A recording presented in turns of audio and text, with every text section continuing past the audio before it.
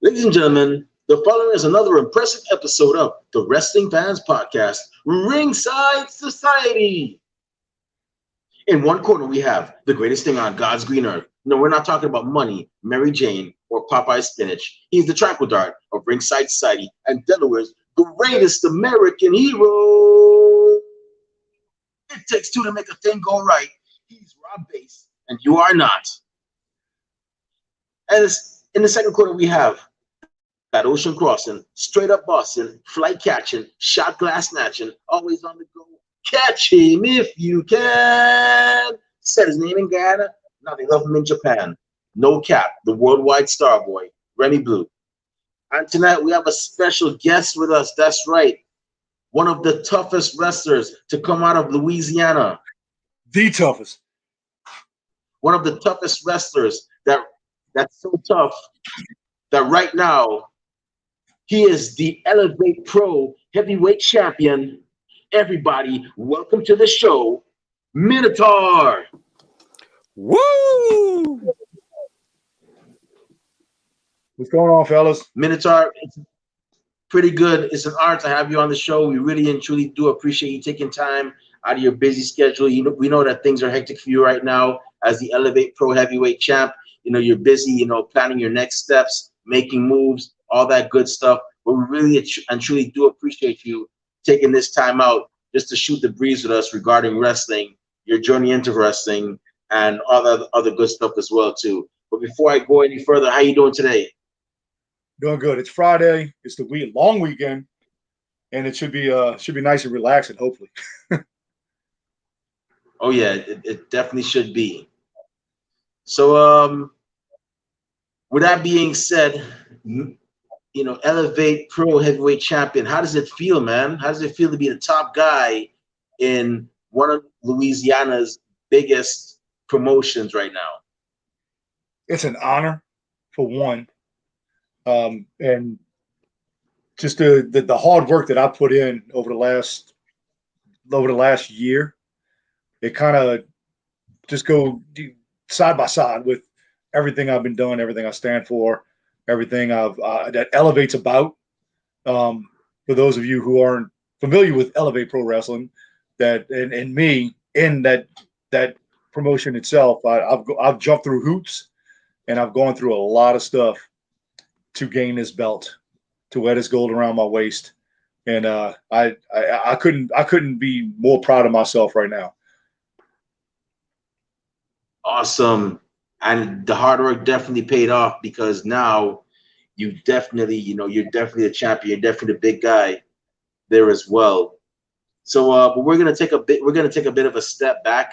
We're gonna take a time traveling trip and you sure back. You do this? That's gonna go back a long way, brother. we got time. But I just gotta ask you, what was the event or the pay-per-view or event that made you become a fan of professional wrestling? Man, like I said, you're going to take a step back. I've been watching wrestling before pay-per-views. I've been watching wrestling since Mid-South when I was a kid, and on Saturday mornings watching Mid-South, the Saturday morning program with my dad. Sitting on the floor in the living room, play wrestling with him, and just I grew up on guys like Ted DiBiase, Hacksaw Jim Duggan, One Man Gang. I grew up on watching all of those, and those guys were larger than life to me, and I've always wanted to do it. And I just never thought that I would come this far, or even have I just never thought that I would ever be able to do this when I was a kid. Oh wow! Wow, Ted DiBiase, One Man Gang. Oh man, those men were legends, man. I still think to this day that Ted DiBiase should have been WWE World Champion at least just once, even if it was one run. He should have held that title legally, even though technically, he did buy it off of Andre the Giant. Jack Tunney and the good folks that the WWE officers were like, nope, we're not recognizing that. We're gonna have a whole tournament of WrestleMania 4, but he definitely should have been champion. He would have been a great champion. Reality really hit me when I was able to step into the ring and go against Hacksaw Jim Duggan and One Man Gang. And that's where reality about this business hit me. That hey, man, I've kind of, I didn't make it, but in my eyes, and where I thought I would be, or never thought where I would possibly go. In my eyes, I made it pretty. For me, it was big. It was a huge accomplishment. Yeah. Wrestling back then, I gotta say, those guys were like so like larger than life. I mean, the guys now, they're pretty, you could definitely recognize them. But back then it was like kind of like Marvel Universe brought to life on a weekly like basis. Like you got guys like Hulk Hogan, Hacksaw Jim Duggan, and I tell you, Vince McMahon is a genius, man. Like whether you love him or hate him, you gotta admit that he made wrestling. And my biggest thing is I hate seeing. I'm probably the worst guy to be talking to about professional wrestling in today's wrestling because I haven't watched. I really haven't. I haven't watched any wrestling, but I mean, I do see the little Facebook posts of some of the guys who are in the business and just badmouth everything that everybody does in this business and badmouth Vince and badmouth this one and that one. It's like, man, this is where you trying to get to. Why are you bad mouthing these people? Because don't think they're not. Why if you any kind of top indie star, people they watch it. They watch it especially if you send in your information to WWE and want to be an extra. They watching you. They watching every move you make. They watching your Facebook posts. They watch it, and you sit there and you trash them, and you wonder why you're not getting anywhere in the business. And guys like you said, Vince McMahon's a genius. He's been a genius for what 30, 35, 40 years. He's been doing this, and he's still doing it, and he's killing it. Yeah. Yep, he definitely is. And I trust me, if I ever got a chance to meet the man, I wouldn't say much. I would just say thank you and that's it because it's not easy. It's probably not easy. It's not easy running that promotion. I mean, one of the biggest promotions in the world. Like I'm pretty sure it's not easy to do so as well. But yeah, honestly, Minotaur, you're not the first person to say that you haven't watched today's product and I'm pretty sure you've heard of this woman. We actually had Princess Victoria on our show a couple of months back, and she was like, she doesn't really watch today's product that much either, and she actually was in when it was WWF, like back in like the early '80s. So yeah, you're not the first one, man. Yeah, I really feel bad because, I mean, true story. I just worked as an extra for WWE before COVID, August before COVID, and I was sitting in a locker room with a friend of mine, and I'm going, okay, who's that? He goes, bro, you don't know who that is? I'm like, no. He goes, dude, that's like WWE champion. I went, oh, like I don't know people. I don't know who some of the guys. I know the top names, but because I see, scrolling or something. But look, I go to bed early. I get up at 2:00 in the morning. I don't get a chance to watch. I rarely watch TV at all, and I think that's what really helps me out more than anybody else because I don't watch it. So I when I go into these shows, I've got my own thing that I do. I don't try to copy somebody. I don't try to do this. I don't, which I'm not saying it's a bad thing because we've all copied somebody down the road somewhere. But it's just I don't know. I really don't. I don't know who some of these guys are. And when somebody asks me, "Hey, did you watch that match last night?" I'm like, "No, I didn't." And it makes me feel bad, but I've still got my own life that I have to keep control of. Yeah. A member of our team who shall remain nameless actually called you. She was like, I said, we're having Minotaur on tonight. She's like, oh, Minotaur? I loved him in WWE. He was really cool. I'm like, no, that's Mantar. And she's like, I'm like, Minotaur is from Louisiana. And she lives in Louisiana. She's like, oh, I know him. I met him before. I'm like, yeah, shame on you, man. How you gonna call the man Mantar? Like, come on. But That's funny. Yeah. She's probably threatening to like beat me up once we get off the air now. She's like, Remy, but yeah. So completely two different characters. Two different guys. Yeah. Which I've actually talked to him before. Great guy, very energetic. Um, Funny thing is, I don't know if you remember this other guy, PN News. I only recently found out they were actually cousins. I'm like, what? I'm like, this is crazy. I did not even know that. I was shocked by that. Who's that? But yeah, Mantar, the guy that my one of our team members actually mistook you for.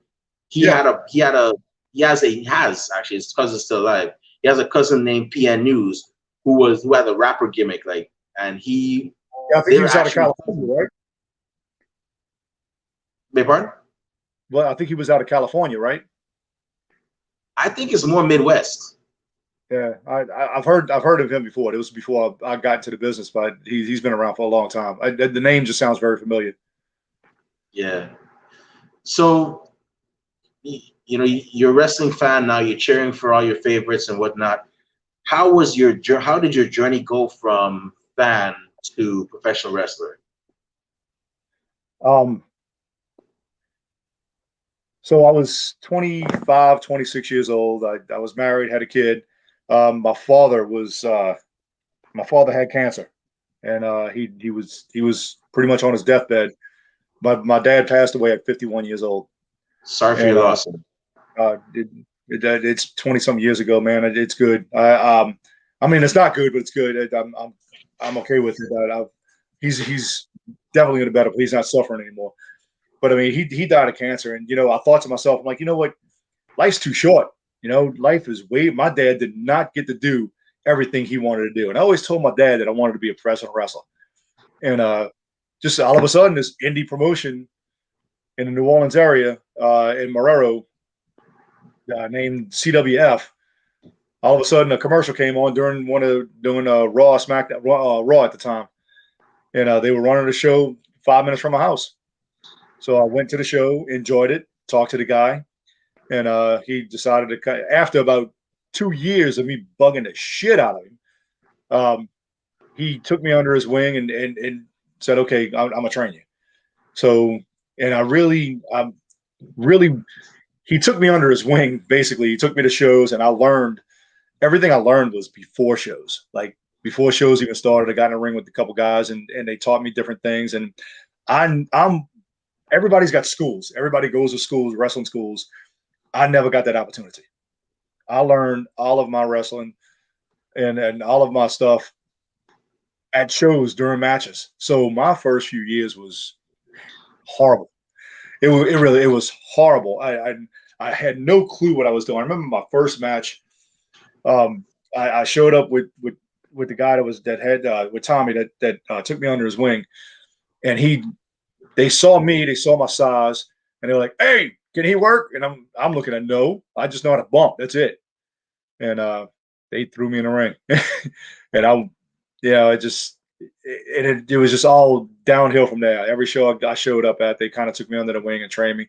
It took a good 5 to 10 years before I really was able to be coming to this character and coming to my character, and kind of now I've got it to where it's unbelievably huge, big, and monsterish, and it's been a hell of a ride. But I mean, yeah, everybody's dream. Always wanted to be a professional wrestler, but I just sat back one day and said, "Hey, life's too short. I want to do this."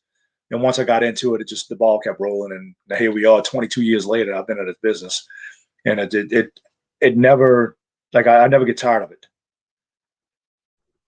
Yeah, and I could definitely tell that you're a guy, you don't play when it comes to lifting, man. I actually saw one of your matches, not the whole thing, but I saw you actually took on an alumni guest of ours by the name of Mustang Mike.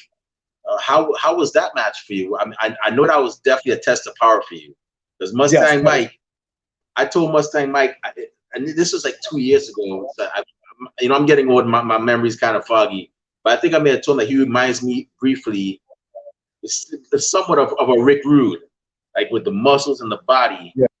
And I even told him, man, when I get, I'm not gonna put his age out there, but when I get up to your age, I look like that, or I could definitely move. So, I mean, not as a wrestler, but it's just as a human in general. But yeah, how was that match for you? And I'm not going to tell you Mustang Mike's age either, but he is older than me. Anyway, I've been knowing Mustang since I first came in this business, and he's definitely been one of my favorites. That just to talk to in the locker room, and he's an enjoyable person to be around. But he's like me. Once you get in that ring, I'm the nicest guy you ever want to meet. I really am. I'm very social, but once you cross them ropes, it's all business. And Mustang Mike's one of those guys. And the match with him was I thought was phenomenal. We've had, I want to say, maybe 4 or 5 matches over since I've been knowing him, and every one of them we give each other everything we have. Put you that way. And he gave me his finisher. I remember crawling up to the second rope, and because I was going to go give him my finish, which is like the beta splash, and I think he caught me off guard, and he got up on me and he got the best of me, and I took his finish from the second. That's probably one of the best matches when he beat me. He actually beat me for the Pro Wrestling 225 Heavyweight Championship, and that was a really good match. I enjoyed the hell out of it. Sorry, I lost my belt, but yeah, we took it to each other that day.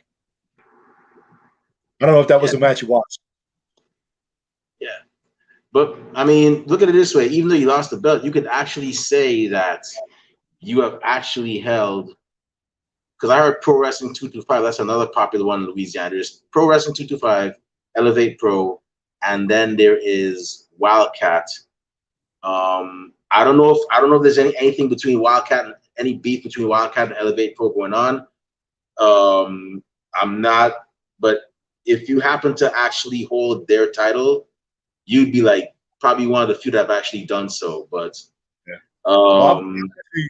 I've actually worked for Wildcat when they first started doing TV. I've worked for Wildcat a few times.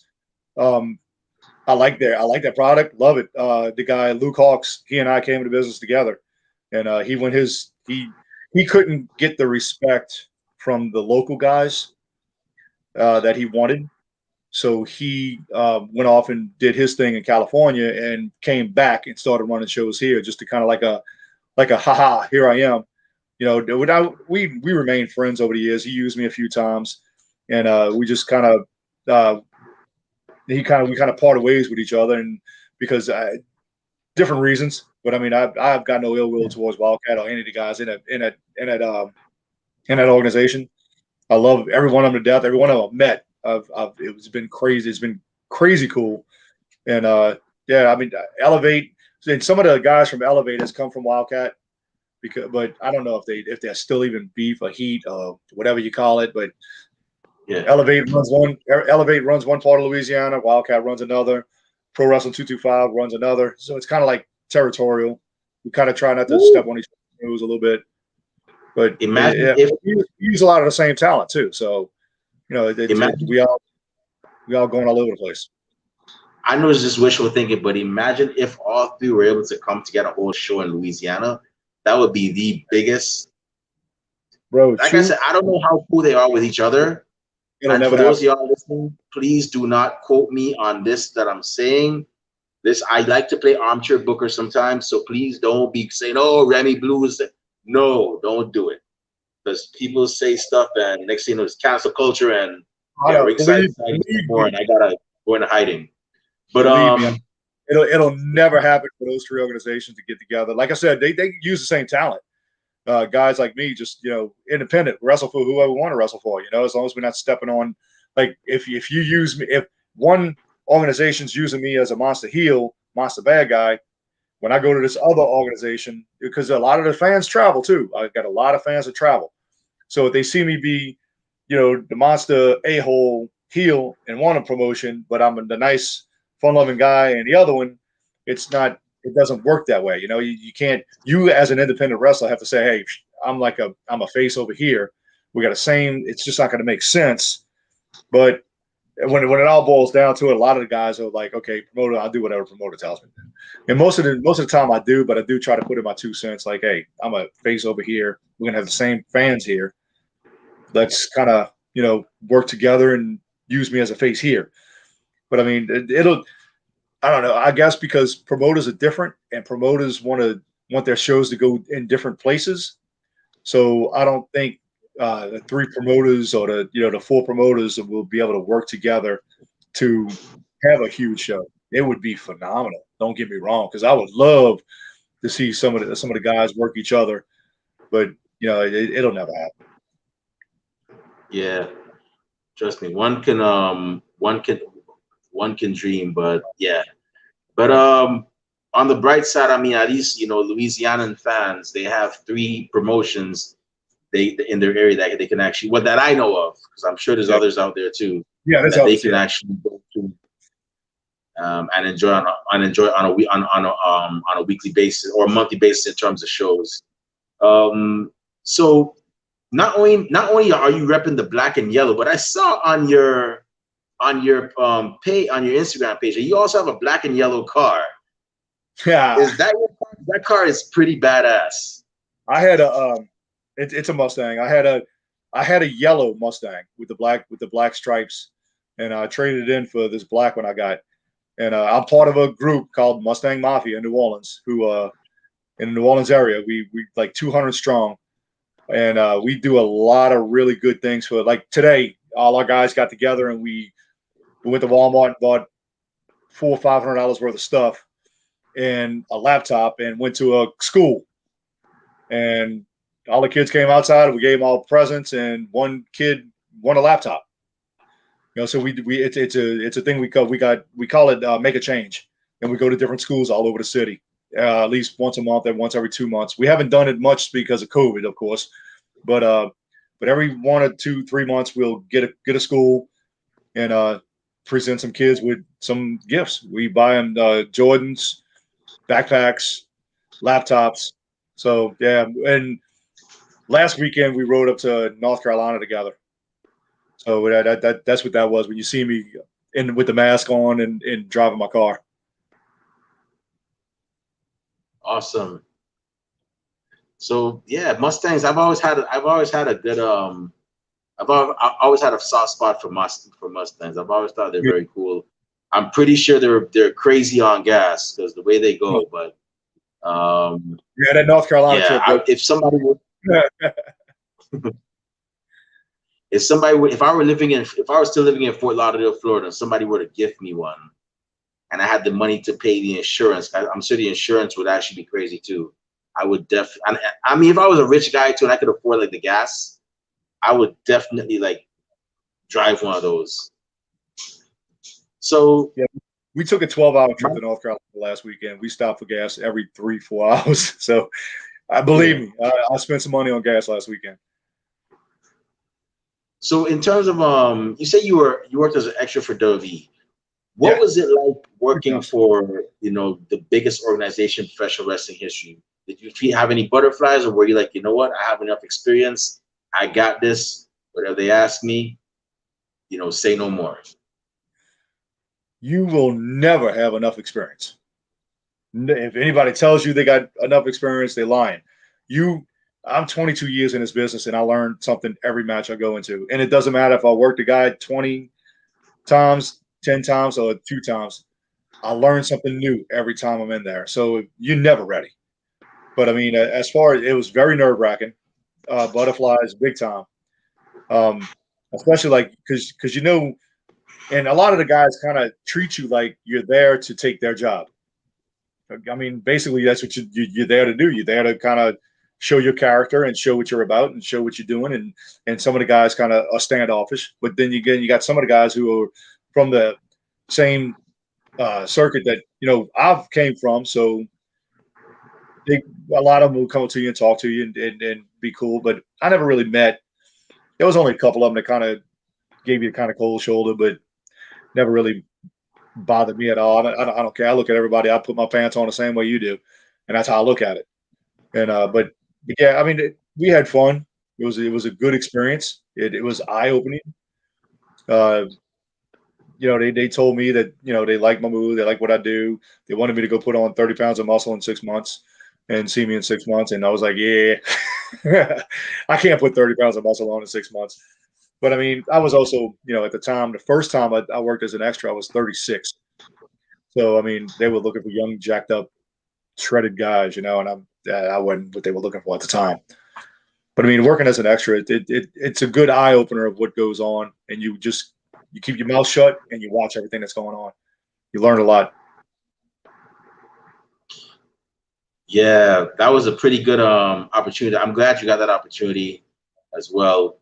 Um, and the way AEW's been going, hopefully, I don't know if I don't know if you've been watching, if you ever watched any of their stuff, but the way they've been going, town to town, they're actually like showcasing a lot of local talent. So hopefully, we can actually see some of the Minotaur over there too as well too.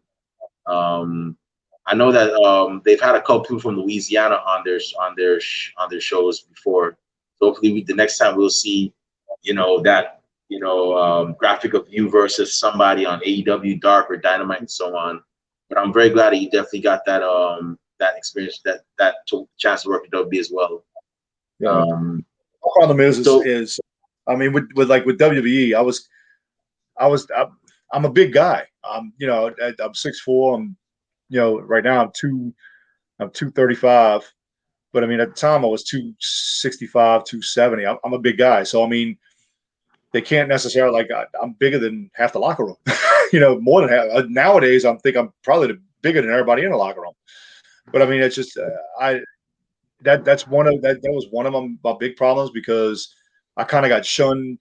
I felt I got shunned because of that. Like, there was a couple of scenes where I could have been in a pull apart or something. They're like, "No, you're too big to do this." You just step on the side, And the last time I was supposed to be part of something, and I ruptured my Achilles a couple of years ago, and it was only like a year from my ooh, surgery. They didn't want to use anybody with more than 2 years of being, in some kind of major surgery. So, but they still, let me in the back and hung around and watched everybody and everything. So, I mean, yeah, I mean, I kind of got shunned because I was too big at one of the times that I worked. They're like, yeah, you too big, you can't be in the scene. yeah. So wow, 22 years, man. So I just gotta ask, how has it changed? What are the changes that you've observed from the first time you started wrestling up until now? Like, just as a whole. Like, I'm not gonna ask you locker room stuff because I'm a fan. I know my like 90s rock. I know my role and I shut my mouth. So I'm not gonna ask you about backstage stuff. Rob might Yeah. ask you about a couple of backstage stories. That's his thing. He's the brave one. But and he actually he's about to be a referee. So yeah, you could probably yeah, y'all could shoot that breeze. I'm just a fan. I just I know my role. But in terms of like wrestling as a whole, how would you have you noticed any differences in the last 22 years, like changes or anything? Man, we've gone from popping pills, smoking weed, drinking 12 packs of beer in the locker room, to protein shakes, vitamins, in shape. It's changed. It's changed a lot, but still some things are the same. When I first got in, it was keep your mouth shut and listen. And now it's there's a lot of some of the guys that are coming into the business. There's a lot of them in the business that will pull right out the audience, and it shows on a lot of talent. It shows that look, hey, let me get my stuff in, flippy floppy stuff. I call it the age is we're in the age of flippy floppy, and you some of the things that I see personally to me as I throughout my whole career, I would think of things and say, okay, if I was sitting in the audience watching this, what would I think? And I always think about the fans' perspective of things, because, granted, without the fans, we nothing. We're nothing. And so what would the fans sitting in the audience think of this? And a lot of the guys are wrestling nowadays. They don't give the fans enough time to register the story, the what's going on in the ring. They go through one, and before the fans can react, they're going through something else. They don't slow down enough. One of the guys used to say, I don't know how he put it, but the slower you go, the better it is, because the fans have to register what you're doing. And if you're flipping and flopping for 10 minutes and the fans are out of breath from watching you flipping and flopping, then because they reacting, and then they're like, oh wait, they reacting to something and you already into something else. So back then when I started, it was telling a story, working to get from point A to point B. Now it's like point A, let's shoot straight to Z. And we try to tell a story. We try to tell like a 4-month story in one match nowadays. And you can't, it doesn't make sense. To me, it doesn't make sense. So I can just imagine the fans, how would they think? Yeah. Yeah. It seems like everybody just has to do like a moonsault or a backflip and I wish I could tell them, like, I mean, to each their own, that those that want to do that, but to those that feel like they have to, I wish I could tell them, like, no, you don't have to do that. Like, you don't have to, be all over the place. And that's why I like watching places like New Japan, because New Japan is like, these guys don't do a lot of that stuff. I mean, granted, you got guys like Will Ospreay, and all these other guys that do that, and some of the other guys do that. But for the most part, a lot of those guys don't really do that, and they still attract a very large following. And Yeah. But yeah, I mean, I guess that it's just that era, and maybe next era might be the era of technical wrestling holds, or something. But hopefully the next era is like everything happens to the best. Yeah. But yeah. So my next I just got 2 more questions before I turn to Rob. I know Rob is itching to ask you a bunch of stuff. He's probably gonna ask you stuff about being a ref, about because like I said, he's training to be a referee. August, I think, is gonna be his first match. He's gonna be refereeing. So Rob Bass, I'm sorry if I'm putting you on the spot, bro, but hey. But so my second to last question is, in regards of professional wrestling, 22 years, you're still going strong. I always ask every wrestler this: who right now are your top 5 wrestlers that you would want to face or defend the Elevate Pro Heavyweight Championship against? They could be like anywhere, WWE, AEW, independents. I really like. I've always wanted to work Vader. I've always wanted to get in the ring with Vader, because that's where my character is kind of around Vader and Big John Studd. Vader's one of them I would have loved to get in the ring with. Dustin Rhodes. Dustin Rhodes, he's one of them that I would love to work. I would love to just to pick his brain and have a really good match with. This is in no particular order. I haven't really guys of today. I couldn't even tell you. I like the bigger guys, the bigger brawlers. So I mean, so like Bam Bam Bigelow, those guys. Yeah, like I've always been a huge fan of the bigger guys, and I was able to get in there with Hacksaw, One Man Gang. I've wrestled Road Dogg.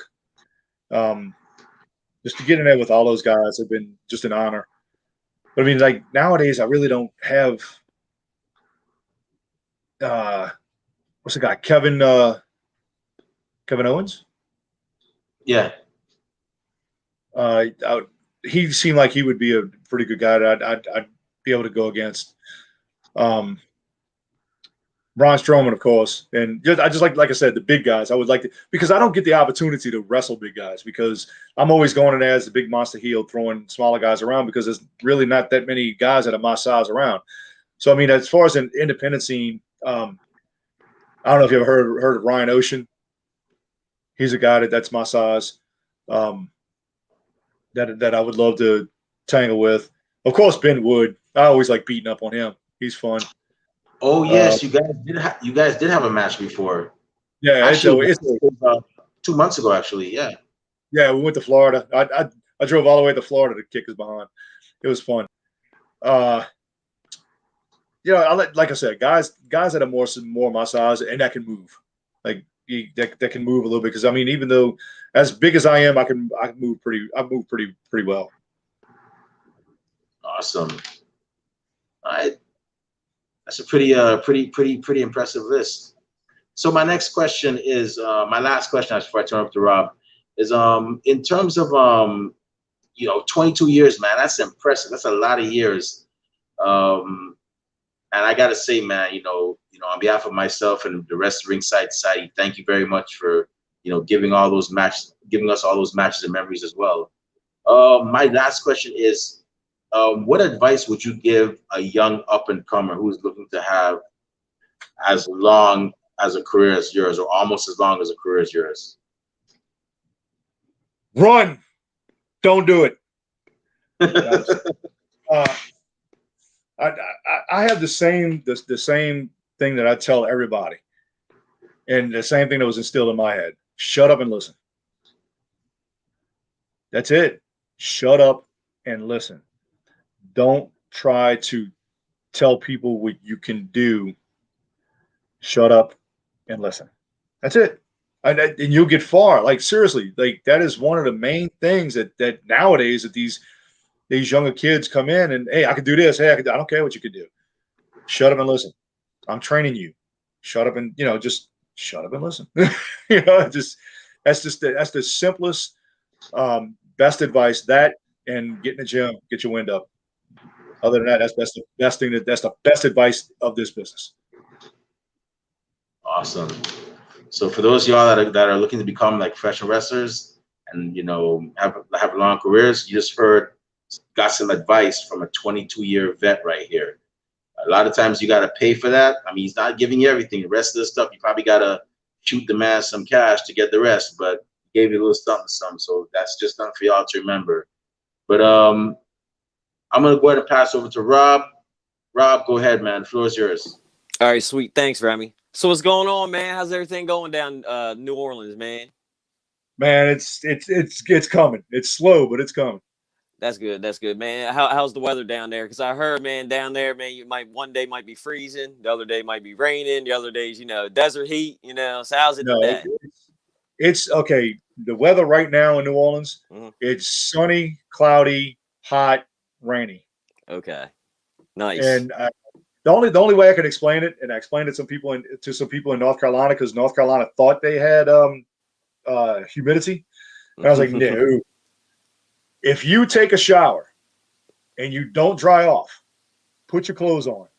Don't dry off, put your clothes on. That's what it feels like in New Orleans. Woo. As soon as you walk out the Yeah, I know. I know about humidity too. See, I'm from Delaware. We got in that little Delmarva Peninsula and stuff, man, where there's water all around us and all. Yeah. Man, we'll walk outside, and sometimes humidity's like almost 100%. So you walk outside, and it's like just punching you in the face. And you're like, why do I even gotta go out? Oh, yeah. As soon as you open the door, it slaps you in the face. Like, Jesus. Yeah, you'll be like, oh, man, it's 70, 75 degrees out. Oh, it's an awesome day, sunny. Yes, you go out, that humidity's like, I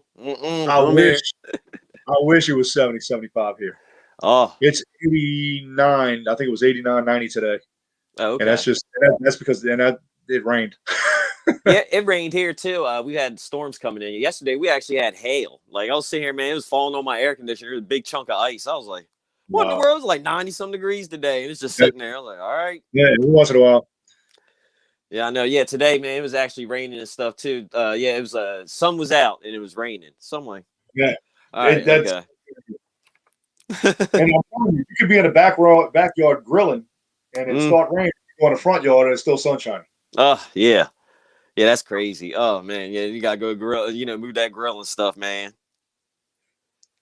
I was going to. I don't know how long you can follow me on Instagram and Facebook, but I cook a lot too.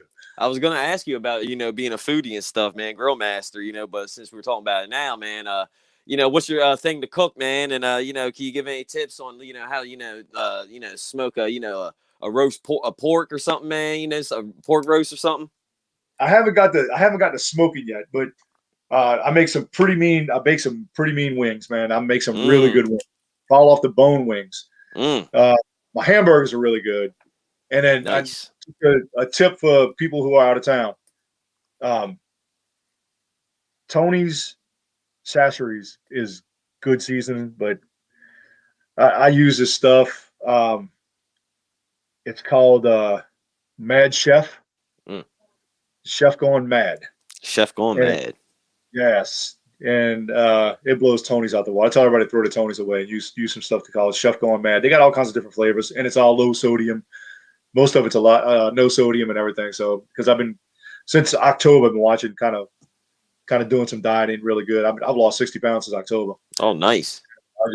I've been kind of watching everything I eat and kind of eating clean. Now on the weekends I enjoy my beer and a couple other things, but during the week I pretty much stay clean. And I love cooking. My hamburgers are really good. It's the flavor you put in a hamburger that makes it good. That's right. See, I talked to my mom and I asked her and all. She's like, I'm like, what's the tip? She's like, yeah, I make it with love. I'm like, all right, that's the secret ingredient. That's my mom's ingredient. She makes it with love. Yep. The secret ingredient.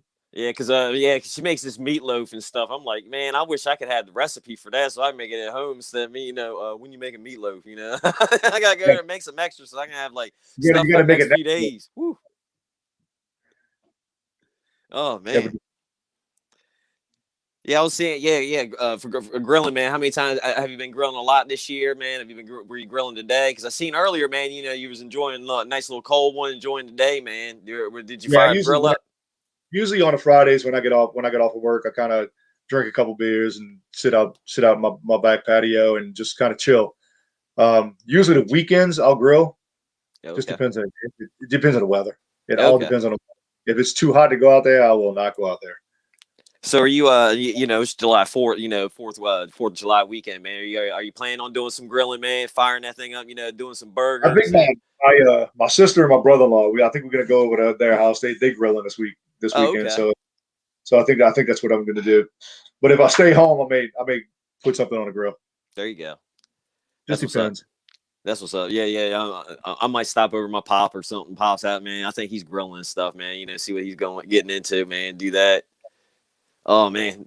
Hopefully there's fireworks going off somewhere, man, and I can go check them out. Yeah. Now I'm hungry. Yeah, that's right. I know. I haven't had dinner yet, man. After this interview, I'm going to get I'm getting something to eat. I'm like hoping my stomach and hunger pains aren't too loud, and if you watch, listening is like yeah. So yeah, being where you're at, man, New Orleans, man, have you ever come across them swamp monsters, man? Because man, I heard about down in the South they got like this thing, Bigfoot in the South, but he's called skunk ape and all this stuff, man. You ever come across any swamp monsters or skunk apes or anything? Man, the only swamp monster that's around here is called a rougarou. What's that? It's not Bigfoot. Bigfoot won't survive out here. Okay. The rougarou is it's a Cajun. I mean, even though it's an argument. When people think New Orleans, the first thing they think of is Cajun, and it's not. New Orleans is not Cajun. New Orleans is more Creole soul. You get your Cajun part in about 40 miles west of us, in Baton Rouge, Lafayette, Houma area. New Orleans is more Creole. Which is a different. It's Cajun, but it's like Cajun mixed with soul food. And so a lot when people come here looking for Cajun food, I tell them no. You don't come to New Orleans looking for Cajun food. But anyway, the rougarou is a Cajun one. It's a Cajun legend, kind of like Bigfoot, but it's for Louisiana, lower Louisiana people. But I mean, I live about 10 minutes south of New Orleans, a little bit closer to the swamp. So yeah, I see some alligators, I see some raccoons, I see some good eating out here, man. Oh man, yeah, I don't know about man. I have a friend that does that, man. He'll catch wild animals and eat them and stuff, man. Raccoons, turtles, man. He'll find turtles on the road, man. Catch them, trap them, eat them. I'm like, I'm good, man. I'm good. We won't find them we won't find them hit by a car or anything, but we'll grab one out the backyard and slap that sucker on the grill and see how it tastes. There you go. We'll see how anything tastes. We got these mini lobsters down here called crawfish. Yeah. Yeah, I seen that, man. Yeah, I seen that where you break them in half and you suck the brains out and stuff, man. Yeah, they pinch the tail and suck the heads. Yeah, that's right. That's what I heard, man. I've never had them, man. I've never been down that way. I mean, I've been to Florida and stuff, but I've never been to Louisiana. Louisiana's like a whole nother. That's like a whole other country. I mean, New Orleans in general, the New Orleans area, the surrounding area is just it's different. Kind of like I said, I was talking to some people in North Carolina. I was like, you don't embrace New Orleans. New Orleans embraces you. So you come to New Orleans with no plans. Mm-hmm. and just feel the vibe, and you feed on the vibe of what you do. You know, you come here with a certain set of plans, but it'll never go the way you exactly planned it, because it's just like I said, it embraces you. You do what it tells you to do. That's right. It's all like a whole other place. Oh yeah, man. Yeah, it's definitely on my bucket list somewhere to go. You know, go visit. Yeah, we get a bad rap, but I mean, there's New Orleans people are very genuine and very cool, and we're very good. We're good people. Yeah.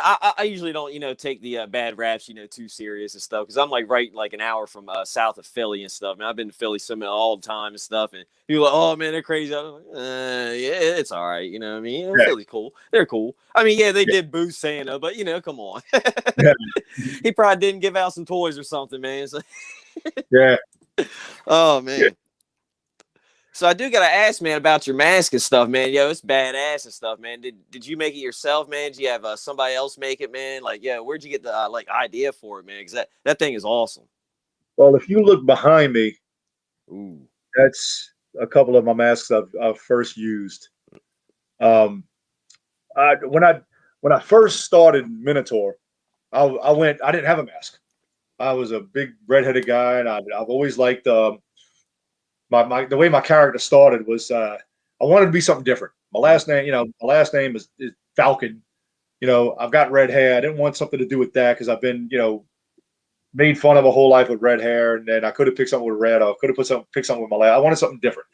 I've always been a huge I like Bulls. I like Chicago Bulls. I'm a Bulls fan. And I was just trying to come up with some kind of character. My wife and I would talking one day, and I said, there's a mythology creature that's half bull, half man. And she said, yeah, Minotaur. We looked it up, and it's Minotaur. So I started doing that without a mask. But I mean, everybody's seen me without my mask on. I look like a nice guy, and I'll never forget one of the guys, one of the best guys in this business. He's an asshole, but I've learned so much from him, wrestling him, and we killed each other but we killed each other in the ring many a times. His name's John Saxon. He came to me one day and was like, bro, if you would wear a mask, your character would be so. And I told him, basically told him, no, I'm not wearing a mask. Come on, lose some weight. I was like 350, and lose some weight, put on some muscle, wear a mask. He bugged me for 2 years. So one day I'm in the middle of Mississippi where nobody knows who I am and this, that, and the other. He handed me the mask. He said, here, take a mask, wear it out there and see the difference. And sure as shit, he was right. I hated to admit that he was right, but he was right. I love that dude. I love Saxon to death. He's helped me out a lot. I've learned so much with that man. It's wrestling him, and I've learned a lot with him. Kind of like with Mustang Mike. You just learn from these guys, and it worked. So I got on the phone the next day with I don't know if you ever heard of Juanita Timms. I don't think so. Ken Timms from way back in the day. His wife made gimmicks. So I got on the phone with her and was like, listen, I want something with horns. I want to be, Minotaur, this, that, and the other. The black and yellow has come from my dad died of cancer. Cancer represents yellow. So that's why I'm so big on yellow. I just did because I'm doing this off of my dad. Like my whole career has been my dad. Like if you look behind me and see that my mask, and there's a poster of me, it's me standing on the top rope. My dad is actually sitting on. Somebody painted this for me. My daughter had this painted for me. Because my dad sitting in the audience. My dad never did get to see me wrestle. He died before I even started. So that was like a tribute that she bought for me for my daughter bought for me for Christmas, and cried like a baby. Anyway, but yeah, I started wearing a mask, and man, it threw my character. It made my character. And then just from then on, I kind of I turned myself into Minotaur and became the character that you see walk through that curtain. I'm not Minotaur until I walk through that curtain, but those masks were the original made. I had a guy that was in Elevate. He called me one day and he said, hey man, what do you think about evolving your character? Like a whole different look. You can still have the black and yellow, but a whole different look. like evolving it into like kind of like today's wrestling. And I said, yeah. I said, yeah, what you got? He goes, I'm gonna come up with a design. I'll get a guy to design it. And Rocky, what's up, baby? I'm gonna get it designed and shoot it over to you and see what you think. And the guys from Mexico, I love the design. I love the new mask. I love my new singlet, which fits really loose on me now. That I gotta get another one. But yeah, I love the mask, man. It's awesome. The bull thing is just me. It's me. It's personally even. It's me. It's like my mom always told me it was like a bull in a china closet. So ever since then, I like this. So that's how the character. Yeah, because I was going to ask you, man. Tell about the the Minotaur mythology. But yeah, you explained it earlier, man. Yeah, he was half man, half bull. I think he was in the labyrinth or something. Yes. Somewhere. Yeah, I used to actually be part of a tag team. We called ourselves a labyrinth. Okay. And, yeah, I mean, sometimes somebody would call my finish move, my splash, the labyrinth. Oh, okay. You're not getting out of it. It's that's right. Yeah, so we used the kind of the mythology a little bit. That's right. Yeah, man. Yeah, you ain't getting out of the labyrinth. I seen that David Bowie movie back in the day when I was a kid. I remember that movie. Yeah. So, man, yeah, you were talking about Mustangs and stuff earlier, man. I have to say, man, I used to own a Mustang when I was a kid. I was about 17, 18, 19. I had an 89 hatchback. It was a 5.05 speed. Oh, man, I love that thing. Oh, it was great. Until, a box truck decided to run a stop sign in front of me, you know what I mean? I T-boned it. I used to love it and all, man. It was great, though, man. I miss see, nowadays, a lot of people don't drive stick. I miss driving a stick, man. Every car, it's all automatic. I miss a stick, man. I'm going to go to a dealership and be like, I need 5-speed, man. Can I get one? Actually, I mean, you can still get them. You can still get them as Mustangs. Yeah. They got the paddle shifters too. That's not the same thing, but it is what it is. Oh yeah. My dad, he has a truck, like a spare truck or whatever. It's like a 5-speed. Still runs. It's a 5-speed. I like driving it around sometimes. You know what I mean? Like just to be like, just old school. Feel that clutch. Yeah. That's right. Oh man, that because my dad, when I live out here in the country, when I was like 12, 13, he was like, yep, you're gonna learn how to drive. You're gonna learn how to drive this. If you can drive this, you good. But I learned on like a 65 GMC Chevy, a GMC pickup truck. And then my first vehicle was a 71 Ford stepside. So yeah, I had my runners with the clutches and the shifting. Yeah, my dad, the one I learned on, I think it was a 84 or 85 Chevy S10, and I learned on that. And then my first car was an 86 Thunderbird. That was my very first car. You ever did the column shift? No, I never had that one. No, I never went that old school. The first time I got in one, I was like, all right, it's got a clutch. What am I doing? I had no clue what I was doing, but I figured it out after a while. That's right. Yeah. After a while, the clutch, man. All you gotta do, man. Once you get learn how to stop and go, man, you're good to go, man. Right? Yeah, you're good. And even if you stop, man, it's like riding a bike, man. You can get one. You're like, oh, yep, just like here we go. The worst is we have a bridge here called the Huey P, and it was pretty bad back in the day. They've redone it ever since. But it was a 2 lanes, and it was about as wide as your car, both lanes. And it was horrible. So if you stopped in traffic, if you stayed still and stopped in traffic, the whole bridge would do this. Ooh. So you sit in your car, and the whole bridge would do. Yeah. And then try to have a clutch on that bridge. It was good. It was good. It was a good calf workout. That's right. Good calf, I guess gluteus maximus workout too, man. Yeah. Just sitting there. Yeah, holding your hand on your knee to keep the leg down. Yeah. Oh man, that's great. So being down there, I did see you're a Saints fan, man, and I do gotta ask, man, what do you think is the outlook, man? Drew Brees, he retired, man. He was one of the all-time greats, man, and do you think they're gonna have a good run this year? It's gonna be a rough season. Okay. I think it's gonna be rough. I think Jameis Winston's gonna be our quarterback. I don't like Taysom Hill as a quarterback.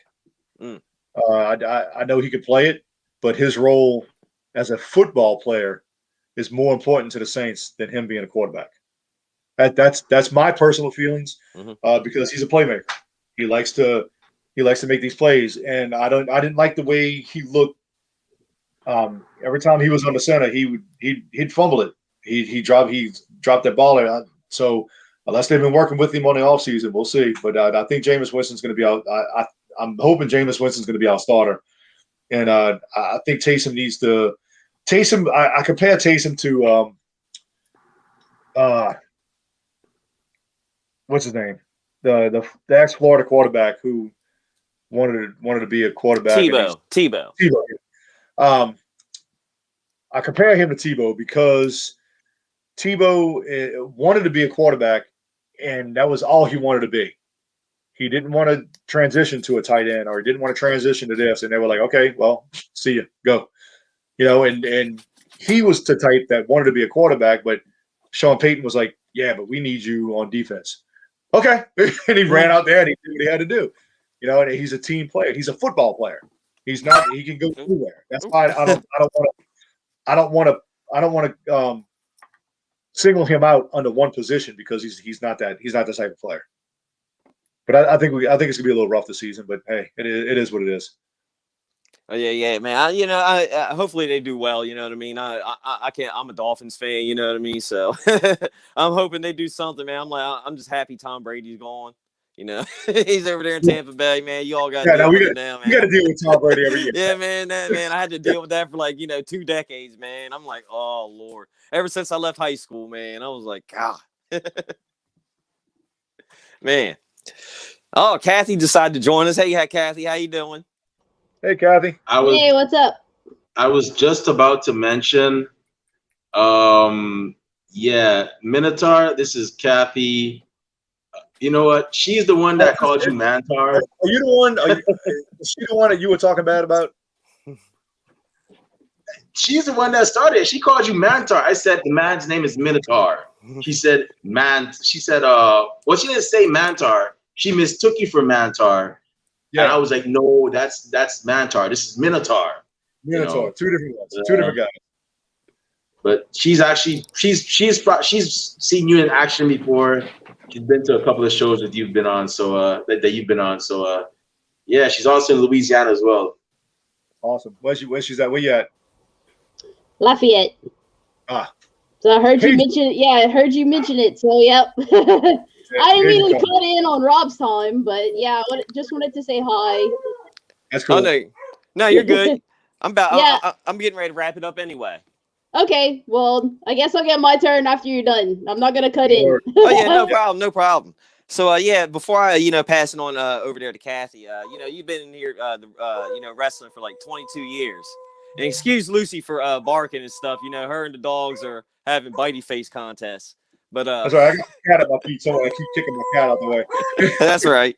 But yeah, man. Do you have any funny backstage or road stories that have happened to you over the years? Yeah, yes, I have a lot. I mean, geez, I think I've forgotten more than I remember. You can change the name to protect the innocent if you need to. Man, any show that I was on when I first came up, I don't know if y'all remember Paul Bearer. Mm-hmm. He was on a lot of. He was in a lot of our shows that when I first started. He was always a character, always playing jokes on everybody, and just some of the things that he did. I want to keep it PG, but some of the things he did was hysterical, and just being backstage with the guys on a road. Some of the shenanigans that go on in a car, outside the car. I remember. Okay, I could say that. I remember one time we did a show in Pascagoula, Mississippi, and it was Paul Bearer, it was his cousin Lenny, Marvelous Marcel Pringle, and a couple other guys. We had a show in one building, and in Pascagoula, in Mississippi, they have Mardi Gras too. I don't know why, but they have Mardi Gras too. And they had a Mardi Gras ball at the building next to us. So everybody was all fancy dancy in their Mardi Gras ball outfits. And we all walked in, and Paul Bearer had these fart bombs. Where they were in glass, and you throw on the ground. Yeah. Well, we walked in, and all of us, we walked in, we drank a couple drinks, And then all of a sudden I hear ting, ting, ting. And I looked down and he stepped. He goes, "Okay, boys, it's time to get out of here." And then we walked out the room. And then about 5 minutes later, we seen everybody start coming out, piling out, doing the whole woo, doing somebody, it was funny. Oh man, that's great. I've got stories that I can go all night about. Oh yeah, that's great. Things. Yeah, man. I remember those little. I remember the little fart bomb things, man. Yeah, I used to get them when I was a kid too. We used to throw them and stuff on each other. Mess with each other. I mean, they had the poo in a can they used to have. It was like moose. We like where you go out to the curtain, where you do this to open a curtain, we put it right there, and the guys would have it on a hand, and they look going down the ramp to the ring, going and wiping it on there, and then it was just innocent, funny stuff that over the years that I remember a lot of, but I've forgotten a lot of it too. But I mean, we've had that's the best part of the business. Mm-hmm. You travel 3 hours with friends, you sit at shows in a locker room, you have a match for 10 minutes, and then you travel back home for 3 hours. So you get to know these guys and have a blast. A lot of times where I don't know how I made it home. Some nights we were laughing so hard and running off the road and this, that, and the other. But I mean, we definitely had some seriously good times. Yeah, I know. Yeah. Road trips are great, man. I remember as a kid one time, man. My buddy, I had smoke bombs, and we were riding in his car. We used to call it the battle wagon because his first car was a station wagon. And I was like, man, let me just throw one of these smoke bombs out of the car and stuff, man. I just want to, see her. He's like, yeah, okay. And we're going, and I lit it, and I went to go throw it out the window, but I didn't have it cracked or what. My aim is so, horrible. That's why I'm like awful at baseball. I hit the top of the thing, said dink, dink, it fell in the car, and it started turning blue. That's funny. Like, oh my God. He's like, what are you doing? Oh man. I was like, man, I thought we were gonna look like, the bank robbers, after they leave, and the dye squirts on them and stuff. I was like, oh man, that smoke's gonna get, it ain't gonna come off, man. We're gonna go home looking like Smurfs to our parents. Oh man. Funny. We had one where kind of like a similar thing. I had Rod Price with me. It was me, Rod Price, guy half breed, and we were in my pickup truck. And we had another guy that followed us up there on his motorbike. And on the way back, it was about 35 degrees coming down Highway 90 from Lafayette area. And he opens my back window. I'm like, what are you doing? So the guy on the motorbike is riding like on my tailgate to stay out of the wind. Mm-hmm. Well, Rod Price is out there. He put a hole in the top of a water bottle and is just squirting water out my back window. Hysterical. Oh man, that stop that we made to get gas was funny as hell because he wanted to kill him. They have like icicles formed down his helmet or whatever. All over his helmet and everything, man. It was fun. Like on Dumb and Dumber when they went up there, on the thing in Aspen. It was like, man, that's great. Yeah. Oh, that's hilarious. Now on that note, man, that's great, man. But I do want to say, thank you, for taking time out of your busy schedule, coming on, chatting with us, man. It was a blast to chat with you, man. I hope you keep that belt, man, that title for that championship for, many years to come, man, because you are a badass wrestler. And I wish nothing but positive things to you and your family. I love coming on these things because we could talk about wrestling, we could talk about football, we could talk about food, we could talk about everything. That's what I'm about, man. I'm about having a good time. And we can throw some wrestling in and throw some football, basketball, whatever. I'm a huge sports fan. So if anybody knows me, they know. I mean, I'm sitting in my room right now. I got my Saints stuff and my Bulls and Pelican stuff everywhere in here. And I mean, if we can get off the subject of wrestling and talk other stuff, I'm like I said, I'm from New Orleans. I like, how do I say lanyard? Man, I can go off on a rant for hours. That's right. That's right. Well, yeah, I did. Well, it was a blast having you on, man, chatting with you all about that stuff, man. And I'm about to turn it over to Kathy, and I know this is going to be fun, man. You got two Cajuns talking with each other. You know what I mean? Yeah. Man. Uh-oh. All right, Kathy. All right. Thanks, Rob. Hey, Minotaur. What's up? Hello, Dylan. How are you? So you were talking about sports and stuff, and you didn't want to talk about wrestling for a little bit, but I wanted to ask, I see you got Vader back there. Who else do you have in the figures behind you? I have Paul Bearer, because he was a big influence in my career. Yeah. I have One Man Gang, because he was a big influence on me too when I was a kid. And I actually got to wrestle him a few times. I have Vader. I have a Narnia Minotaur, and I have my action figure of me Minotaur. Awesome. Yeah, I collect figures, so I was like, I have to ask. That's the only ones I have. I mean, I don't know. I just kind of collected it over the years. I had a couple other ones too, but I don't know what happened to them. I think I had a Big John Stud one somewhere. But I lost it somewhere, which I'm pissed off about. Yeah, that's a big one to lose. I'd be pissed off too. He was one of my big influences too. Yeah, I have a Vader one too. It's he's got the big elephant mask, and then it comes with his red one. Yeah, he's got the it's at the bottom. It's in there. It's not red, but it's yeah, the one I have, he has it on. So it's one of those. It was the elite one. Yeah, that's cool. I got it like right after he passed away. Yeah, you see, I got some of my posters. Even over 22 years, I've only got like 10 posters. I don't know why I didn't keep any of it. I don't know why. I should have kept a lot more posters than what I got. I didn't think I'd ever get old and reminisce, but now Yeah, so when Remy said you were coming on, yeah, first I thought you were Mantar. I got you confused. And then I Googled you and I was like, wait a minute, I actually saw you in person in 2019 in Cecilia when yes. the Rock and Roll Express were there. Yes. And you were in a battle royal, and Junkyard Dog's son actually threw you over you threw him over the top rope. Yeah. Yeah, it was son of the Junkyard Dog, Mike. What's his name? Mike Carter. Yeah. So, we that was actually I've been knowing that guy for maybe 20 years, and that's the first time we wrestled each other that night. Wow. Which is unbelievable because just to be in the same locker room with this guy as many times as I've been in a locker room with him, that was the first time I wrestled Mike Carter. I mean, I thought we had a pretty good match.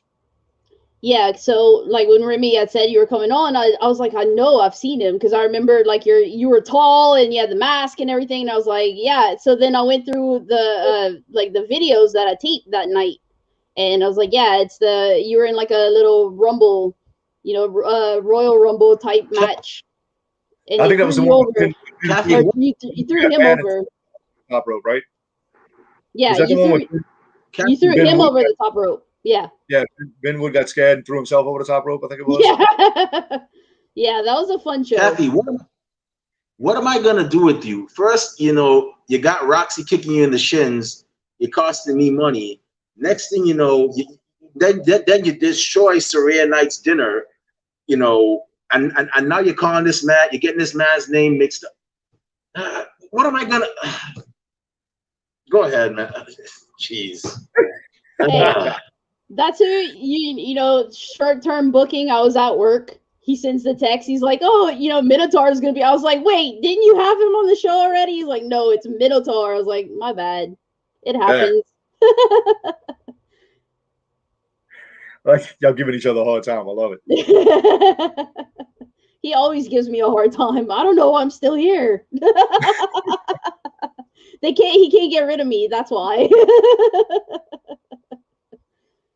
So I heard you talking about food a while ago. Like you were talking about you make good hamburgers and stuff, but we got to talk about Cajun food and Creole food. So what's your favorite? Like crawfish, jambalaya, etouffee?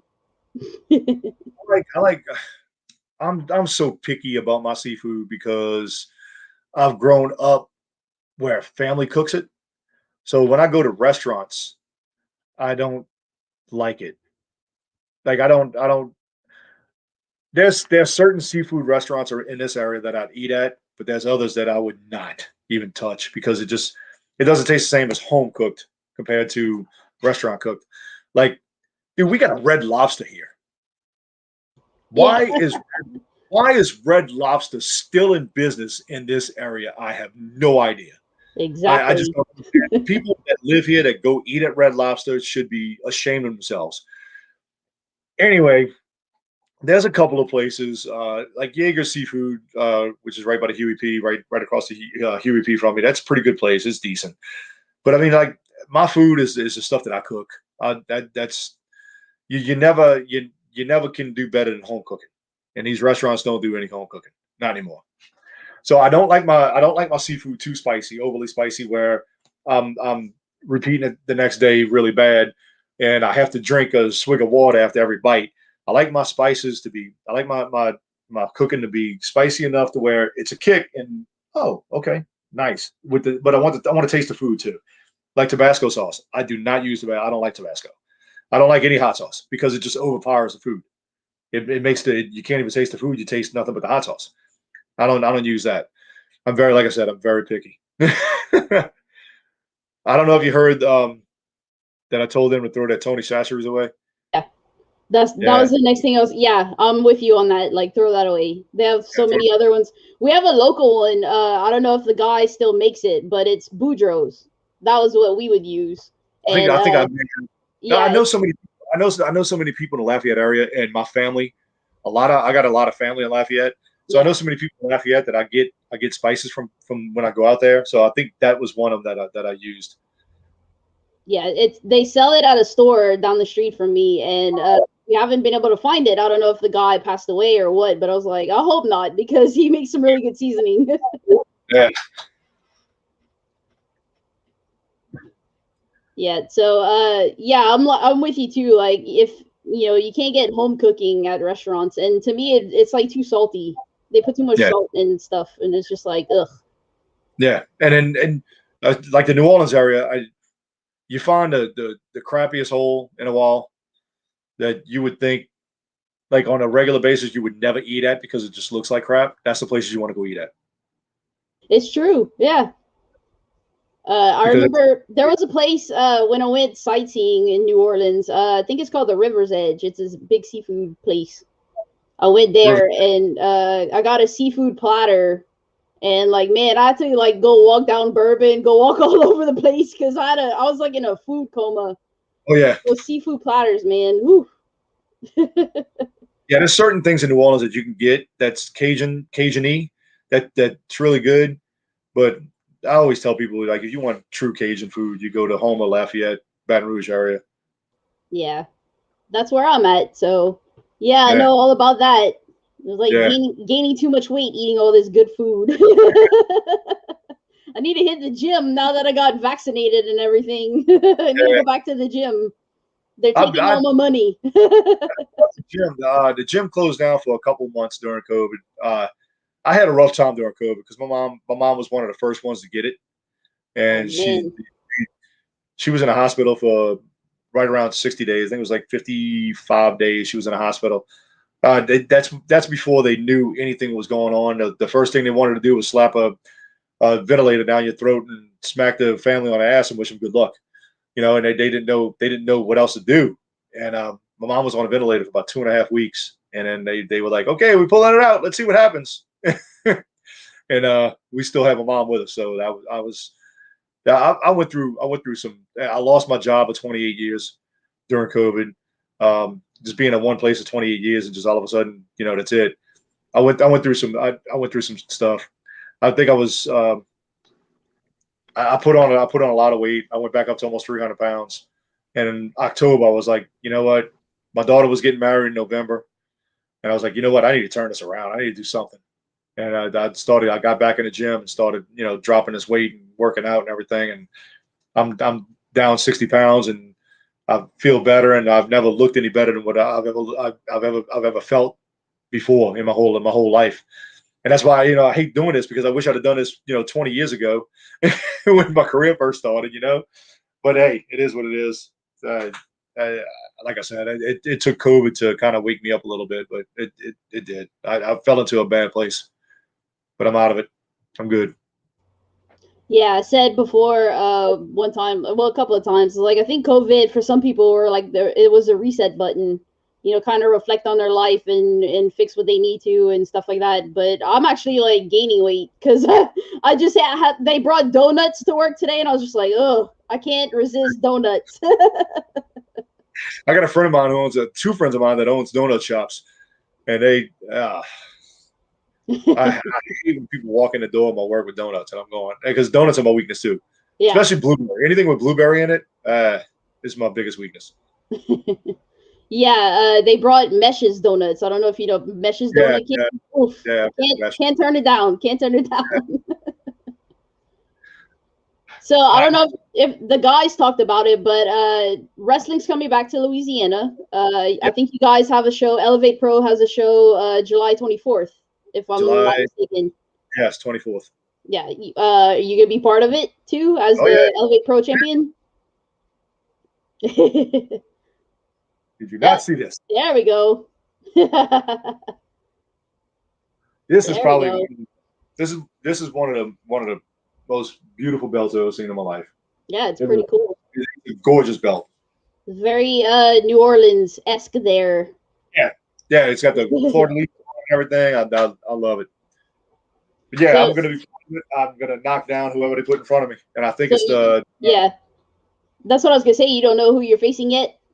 I think it's the Mountain, the guy, one of the guys to face in the gauntlet a couple months ago, last month when I won a belt. Awesome. Yeah. Vert Vixen and Prince Adam are going to be there, and those are two that we've had on the show in the past. So that would be pretty awesome. I think they're making their debut in Elevate Pro, so that's going to be pretty cool. Awesome. Yeah. I love meeting new people. Yeah. Vert's been on AEW a few times, and then Prince Adam, they're dating, so that's like her boyfriend. And I think it was Sabotage Wrestling or something in Texas, one of the Texas federations. They just became they're like tag team champions right now. Nice. So they're bringing some gold on the 24th, so that'll be pretty cool.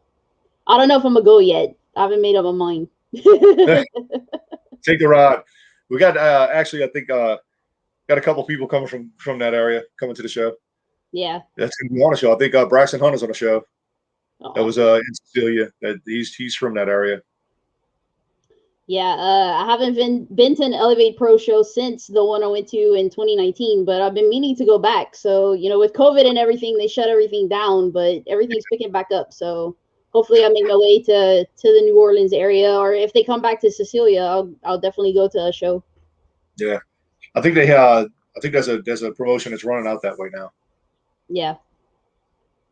All right. Well, I wasn't too prepared because I didn't do any research or anything because I just came on. I was at work, so I was like, let me jump on here with a fellow Louisianian and everything. But I think that's about all I have. So thank you for coming on the show, and thanks for Remy to let me be on here at such short notice. And I'll turn it back over to Remy.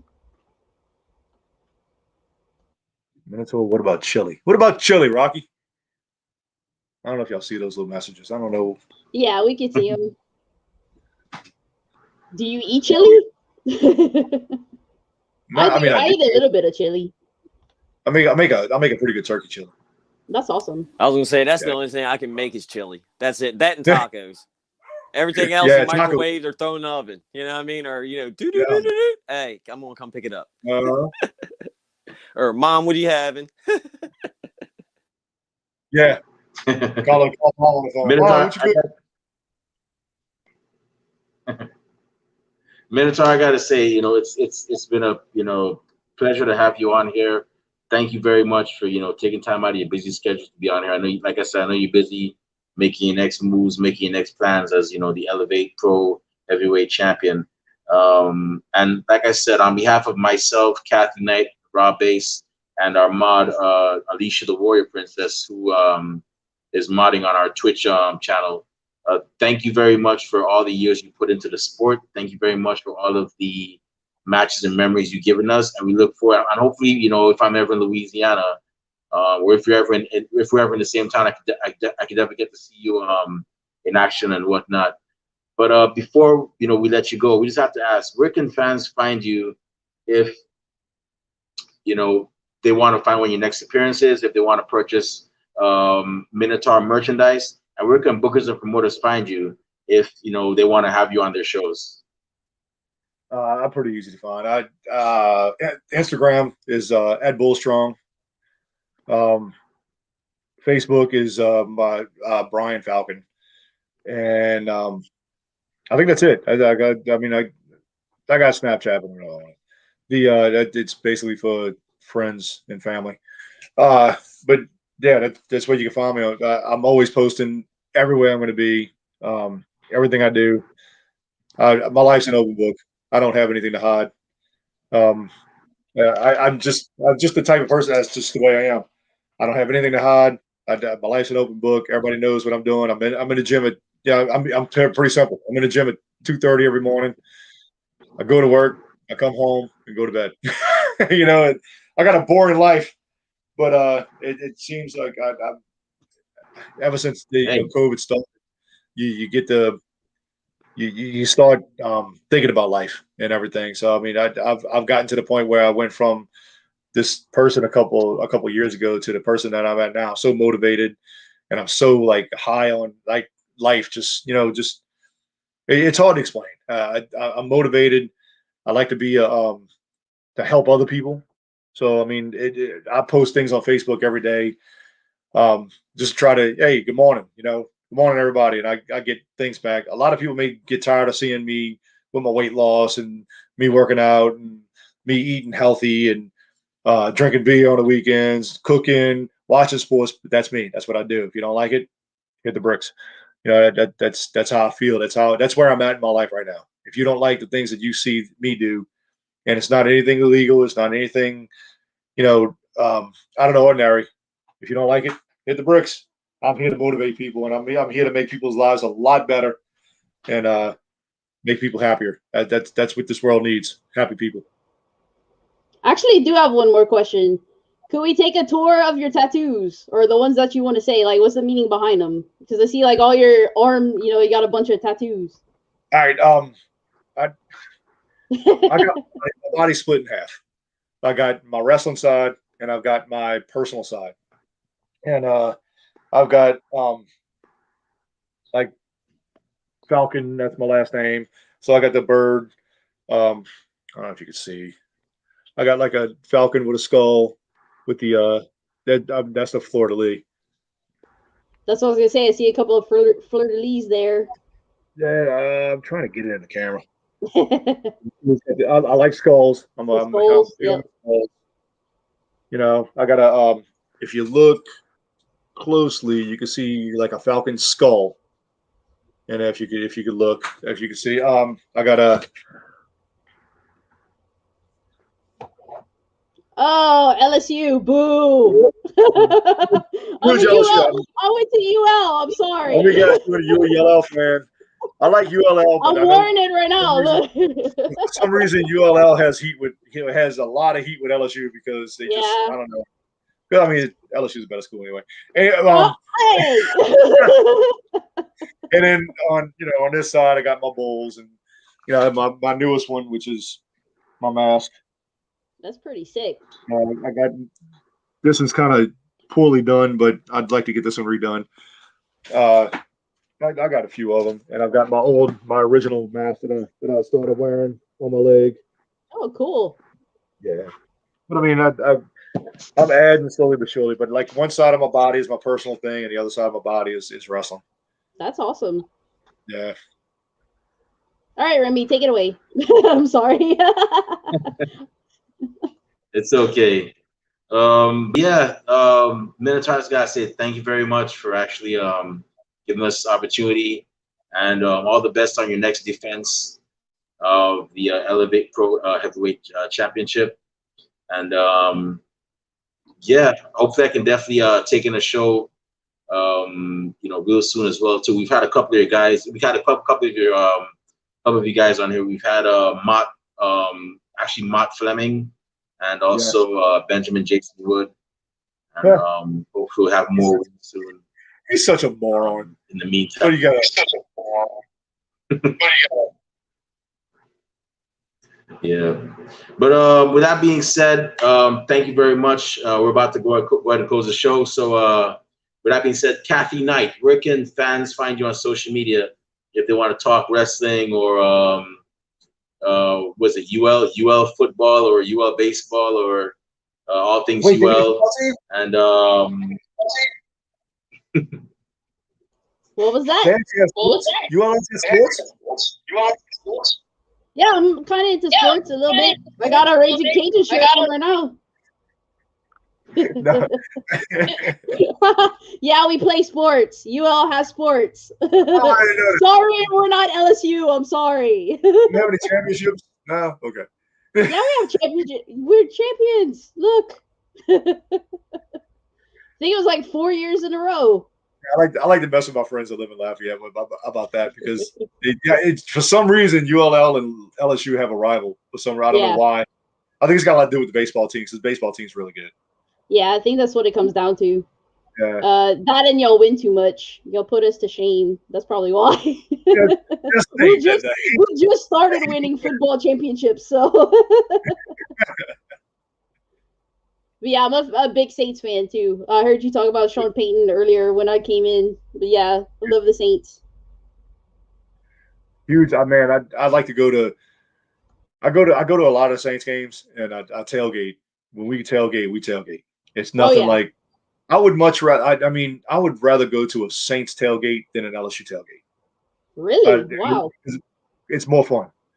It really is. LSU. I mean, really, to be honest with you, LSU fans, they're assholes. They really are. I don't like I will never go to an LSU Alabama game or LSU a rival game. I will never go because I don't like the way they treat each other. Like they treat fans like shit, like complete crap, and I don't like that. The difference, like even LSU fans, I was walking around and I was like, "Hey, man, can I buy a beer from you?" You know, one of the tailgate spots. Like, no, you can't buy no beer from me. Yeah. And it's like, wow, really? Yeah, I just want to buy a beer from you. We're walking around and chilling and everything. No, you ain't buying no beer from us. We need our beer. I was like, oh, okay, whatever. You know, I'm a fan too, but you know what it is. Now you do that in New Orleans at a Saints game, you can walk up to anybody on the street that's got a beer and say, "Hey, man, can I get one of those from you? I'll give you a couple bucks." No, man, here. You don't owe me nothing. Come on. In fact, come on and eat some of this food that we got cooked and enjoy our music and enjoy all of us, even if you're an opposing fan. Even, the Saints and the Falcons. Big rival. Yep. I mean, the people I tailgate with and tailgate around, it's about hundreds of people that are tailgating back where I go. And hey, come on in. It doesn't matter if you like another team. Come on in. We're going to kick your ass anyway. Come eat, drink, be merry, have a good time. It's just so different. It really is. And it doesn't matter. It doesn't matter what colors you wear. It doesn't matter. Come on in, have a good time. Once we get in the dome, we're gonna have a good time. That's the big difference between LSU and Saints tailgate. I will choose Saints tailgate over LSU anytime. Yeah, I've never been tailgating anywhere like either UL or LSU or the Saints, but I believe you because in New Orleans you can make instant friends. Like you'll just meet somebody that night and be like best buddies with them for the rest of your life. That's just how New Orleans is, and it's a different experience every time you go too. And with my last name being Falcon, man, it's hard. That's true. Don't tell them that at a Saints game. I'll win bets. I'll tell someone like the Falcons fans. I'll go to them and I'll be like, "What if I told you that I'm a bigger Falcon than you will ever be?" And they'll look at me dressed in the Saints gear and like, "What are you talking about? I've been a Falcons fan for 40 years." Yeah, I said, "I'm a bigger Falcon than you. I'm a better Falcon than you. But I'm a Saints fan." And I'd bet them like a beer or something, and I'd show them my license, and they're like, "You got the coolest last name." I said, "No, not today." Nope. A Saints fan with a Falcon last name. Yeah. All right, we went off on a tangent, but go ahead. Yeah. So, you can find me on social media, on Twitter, Instagram, YouTube, Discord, and Twitch, all at BLUE70517. A lot of numbers are removed. Yeah. Awesome. Yeah. And Rob Bass, where can fans find you on social media if they want to, just talk wrestling? And where can bookers and promoters find you on wrestling on social media if they want to, be on our show, or if they want to book you for your, refereeing services? You can find me on Twitter. Referee. Man. Oh man, next time, round 2, we'll do that. Next time, that'll work. Next yeah, time, yeah, 2. next time. We'll have Yeah, round we kind of 2. got off subject a little bit. Yeah, we'll get round 2, man. We had to save stuff in round 2, man. Couldn't do everything, man. But yeah, man, you can catch me on Twitter, Instagram, and Twitch at Rob_Base82, and then Facebook and YouTube Rob Base.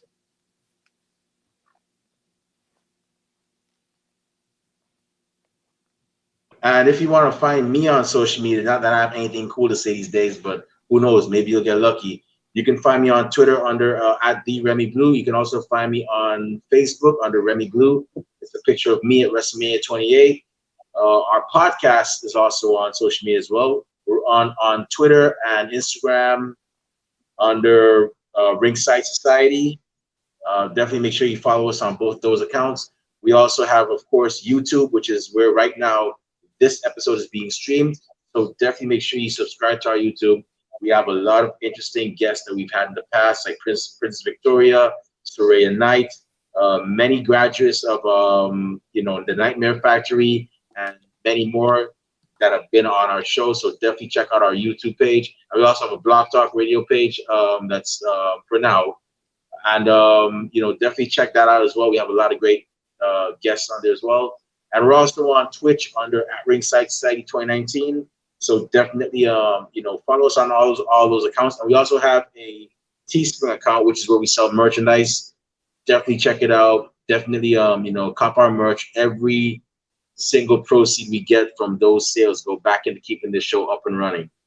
But with that being said, we here just want to thank everybody that listened to us live tonight. We really and truly do appreciate it.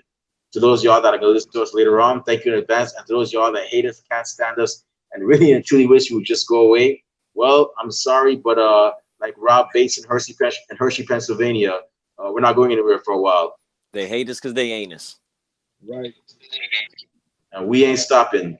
So with that being said, we just want everybody to know that we're very well aware that everybody and their grandparents and their parents have a podcast. We're not your grandparents' podcast, not your parents' podcast. As a matter of fact, we're not just any podcast. Hashtag we are not the same. Rob Bass, Kathy Knight, one time for the mind, one time for the people, one time for the wrestling culture, and one time for the Elevate Pro Heavyweight Champion, Minotaur. What type of podcast are we? All right. 3, 2, 1. We're the Wrestling Fans Podcast. That's right. We're the Wrestling Fans Podcast. And with that being said, back this Sunday with another impressive guest. But until then, we're still going through a pandemic. So stay healthy, stay safe, be excellent to each other, and party on, dudes. We out. Peace. Peace. See y'all. Good night. Stay classy, Delaware. Bye. I'll be at Row tomorrow for the Diamond Show. Come say hi.